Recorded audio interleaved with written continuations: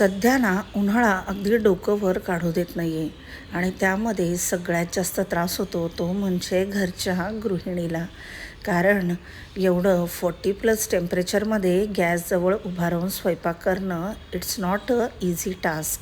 नमस्कार मैत्रिणींनो, मी माधुरीच cooking and लाईफस्टाईलमध्ये तुमच्या सगळ्यांचं खूप खूप स्वागत करते.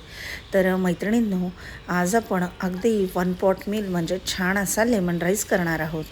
त्यासाठी मी ऑलरेडी भात शिजवून घेतलेला आहे, तो थंड करून घेतलेला आहे. आता एक पॅन किंवा कढई घ्यायची, त्यामध्ये तेल छान असं गरम कडकडीत करून घ्यायचं आहे. त्यानंतर तेल गरम झालं की त्यामध्ये चणा डाळ घालून घ्यायची आणि उडीद डाळ घालून घ्यायची.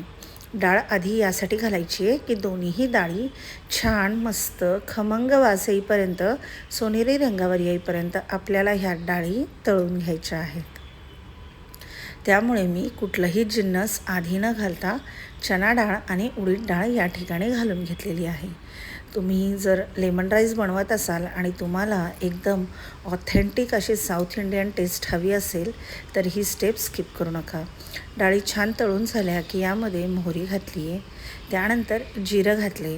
जिरं मोहरी छान अशी फुलू द्यायची आहे आणि त्यानंतर आपण बाकीचे जिन्नस यामध्ये घालून घेणार आहोत.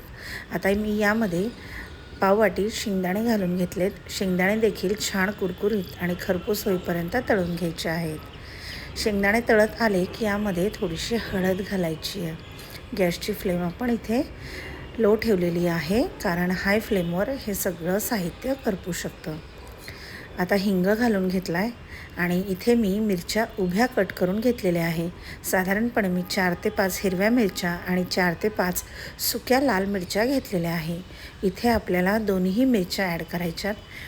यानंतर आपण कढीपत्त्याची पानं ॲड केल्यावर बाकीचं साहित्य घालणार आहोत. आता काजू घातलेत. मैत्रिणींनो, काजू हे सगळ्यात शेवटी घालायचे, कारण काजू तळण्यासाठी खूप कमी वेळ लागतो. शेंगदाणे तळायला वेळ लागतो, पण काजू लवकर तळल्या जातात. आधी जर काजू टाकले तर काजू करपू शकतात. आणि कढीपत्ता अगदी भरभरून घालायचा, कारण ह्या लेमन राईसमध्ये कढीपत्त्याचा फ्लेवर खायला खूप छान लागतो. आता आपण इथे हिंग घालून घेतला आहे. मी हिंग आधी घातला नव्हता. हिंगामुळे चटपटीत अशी चव येते. आणि आता यामध्ये थंड करून घेतलेला भात घालायचा आहे. तर इथे मी बासमती राईस यूज केलेला आहे. तो थोडासा थंड झाला की छान मोकळा फडफडीत असा होतो.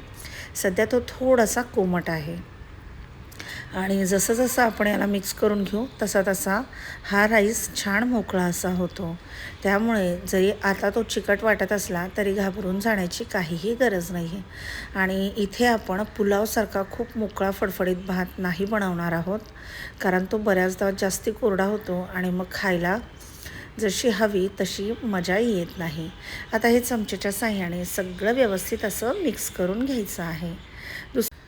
दुसरी महत्त्वाची गोष्ट म्हणजे आपण फोडणीचा भात बनवत नाही आहे, त्यामुळे यामध्ये साखर बिलकुल घालायची नाही आहे. आता हे छान असं व्यवस्थित चमच्याच्या साहाय्याने अलगद मिक्स करायचं आहे, जेणेकरून आपला जो शिजलेला भात आहे त्याचे तुकडे होणार नाही आहेत.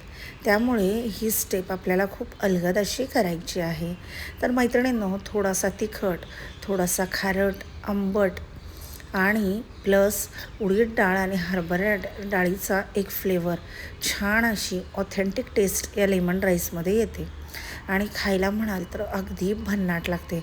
मुलांच्या टिफिनसाठी, संध्याकाळच्या डिनरसाठी तुम्ही हा लेमन राईस बनवू शकता, कारण हा लेमन राईस खायला खूप भन्नाट लागतो आणि खूप झटपट बनवून तयार होतो.